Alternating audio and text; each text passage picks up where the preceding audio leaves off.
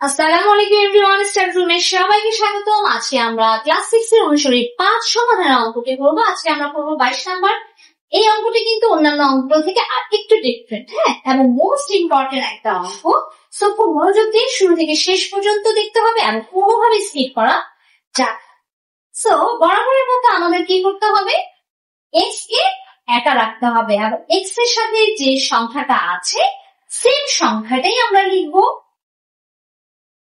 লিখলাম এবং কি করবো, বিপরীত চিহ্ন দিব। এখন যেহেতু আমরা সবসময় সংখ্যাগুলো কি পেয়েছি, এক্স এর পরে পেয়েছি, তাই না? কিন্তু এবার সংখ্যাটা আগে আছে এবং 30 আগে আর কোনো কিন্তু এক্স বা কোনো চিহ্ন নাই। তো 3 এর আগে যখন কোনো সংখ্যা থাকবে না বা কোনো চিহ্ন থাকবে না, তখন ধরে নিবা সেখানে কি থাকে, প্লাস থাকে। অবশ্যই সেখানে প্লাস থাকে। যেমন 14, তার আগে কিন্তু কোনো সংখ্যাও নাই, কোনো চিহ্নও নাই, তার মানে এখানে কি চিহ্ন আছে, প্লাস আছে। ঠিক আছে, মনে থাকবে তো? অবশ্যই এটা মনে রাখতে হবে। তাহলে আমরা কি দিব, -3 দিব। ওকে, সেম ভাবে 14 -3 এবং সাইড নোট দিব। আমি কিন্তু সাইড নোটটা লিখলাম না, তোমরা কিন্তু লিখে নেবে উভয় পক্ষকে -3 দিয়ে বিয়োগ করে। ওকে, উভয় পক্ষকে 3 দ্বারা বিয়োগ করে পাই। তাহলে এই -3 আর +3 কেটে গেল, তাহলে থাকলো কি, শুধু -x এবং এখানে বিয়োগ করে থাকলো 11। ওকে, এবার এখানে হচ্ছে খেলাটা। দেখো, আমি বলেছিলাম কি এক্স সব সময় এজিট, এটা খুব ইম্পর্টেন্ট একটা শর্ত কিন্তু, কন্ডিশন। যারা আমার প্রথম ভিডিওটা দেখো নাই, প্রথম ভিডিওটা কিন্তু দেখে নেবে। এক্স কি একা?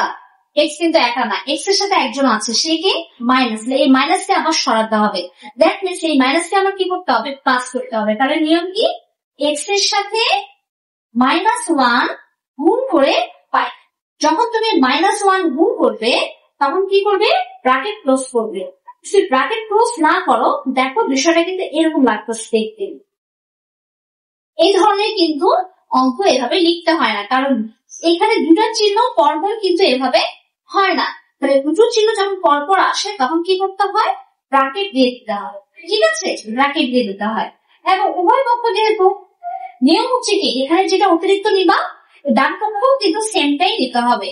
তাহলে আমরা বাম পক্ষে কি করেছি, -1 দিয়ে গুণ করেছি, ডান পক্ষ -1 দিয়ে গুণ করবো এবং চিহ্ন দুটা পাশাপাশি লেখা যায় না, সো ব্র্যাকেট করতে হবে এবং সাইড নোট দিতে হবে উভয় পক্ষকে।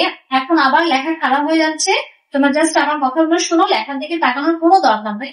উভয় পক্ষকে -1 দ্বারা কি করেছি আমরা, গুণ করে পাই। ওকে,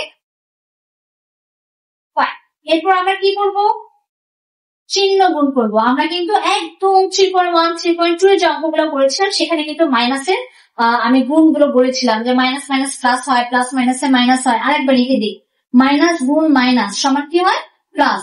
প্লাস গুণ মাইনাস সমান কি হয়, মাইনাস। মাইনাস গুণ প্লাস সমান কি হয়, মাইনাস। তাহলে মাইনাস চিহ্ন আগে গুণ করি, মাইনাস মাইনাসে কি হয়, প্লাস।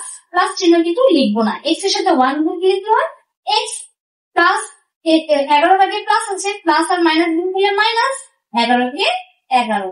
তাহলে অতএব এক্স এর মান কত, -11। এটাই আমাদের অঙ্কটা কিন্তু একটু জটিল। যদি অঙ্কটা না বুঝে থাকো কমেন্ট বক্সে কমেন্ট করে দিও, আমি শুধু 21 নাম্বার আমি আবারও এই ক্লাসটি রিপিট করবো। আজকে এই পর্যন্ত। যারা চ্যানেলের নতুন, প্লিজ চ্যানেলকে সাবস্ক্রাইব করে দিও, আর যারা শুরু থেকে শেষ পর্যন্ত আমার সাথে আছো তাদেরকে অসংখ্য ধন্যবাদ।